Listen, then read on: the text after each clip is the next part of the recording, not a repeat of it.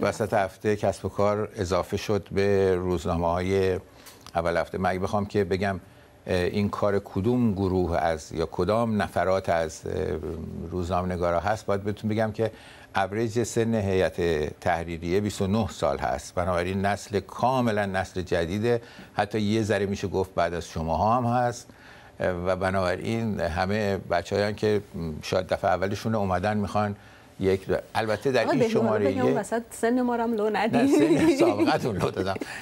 کسب و کار خب وقتی این صفحه نگاه می‌کنید، این صفحه خیلی روزنامه‌ای نیست کاملا، انگار قرار نیست فردا صبح هم در بیاد، چون وقتی قرار روزنامه روزانه در بیاد باید که با خبر بیش از این نزدیک باشه که این صفحه است. ولی به نظر میرسه این گروه جوان بلاوی یواش میرن خودشون درست میکنن دیگه.